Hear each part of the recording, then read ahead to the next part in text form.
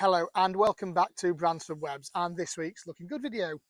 So this week you joined us at the top of the nursery. We thought we'd come up to the top and show you over part of the site. The field in front of us is a field called Little Doll.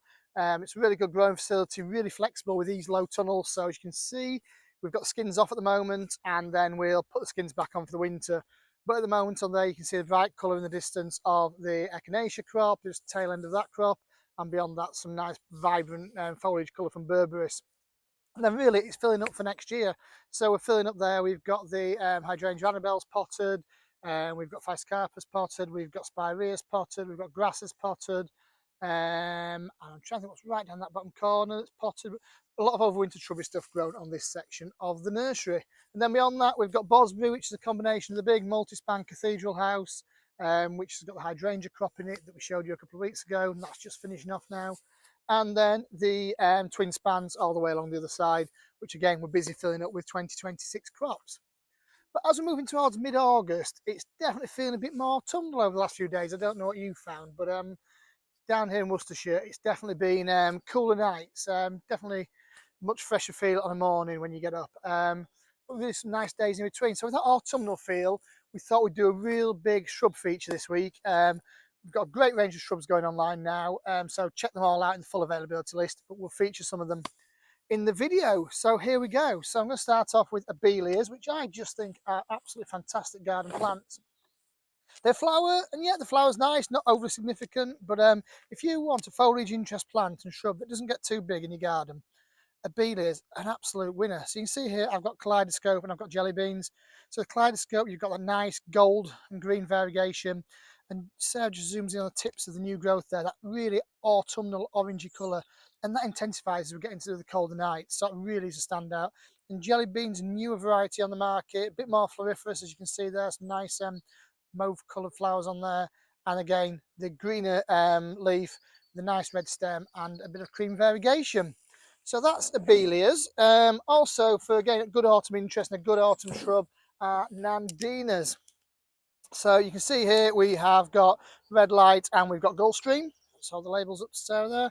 Again, very different in habit. So you've got Gulfstream, which has got the orangey new growth on it, and then it mellows off to a nice mid-green. And then you have got red light, which has got the flush of bright red foliage coming through with a very white and green variegation as well. So two really good varieties. Also contrasting foliage colour, we've got our coprosmas. So these are actually in the tunnel behind where we're filming at the moment. So on the left you've got Midnight Martini, and on the right you've got Eclipse. So Midnight Martini, really dark leaf, dark green with that sort of chocolatey coloured edges to it, and then Eclipse with the bright red margin to each leaf, looking really, really nice. I think we showed these last week, but I'm going to show them again because the merchandising opportunities, I think they're fantastic. These are physocarpus, tiny wine and tiny wine gold. I'll let you guess which is which. But again, from a physocarpus point of view, they're nice, they're tight, they're compact, they're really dense plants. I don't know if you know varieties like Diablo, which can be quite wild and grow quite quickly. These are much more controllable, so better for a smaller garden, but equally you get that fantastic foliage colour from mid-spring right the way through, and then you get the really good autumn colour on these as well. So that's the physocarpus. What else have we got to show you here? So just jump in quickly with berberis red hot chili, which we think is fantastic. We used to do a variety called Admiration, and it seemed to lose its way over the years. It lost its colour, lost its vigour, but red hot chili is really fitting that box now. Bright vibrant red, nice mound forming shrub, great garden plant. So that's berberis red hot chili. And then, so that's our individual shrub promotions at the moment.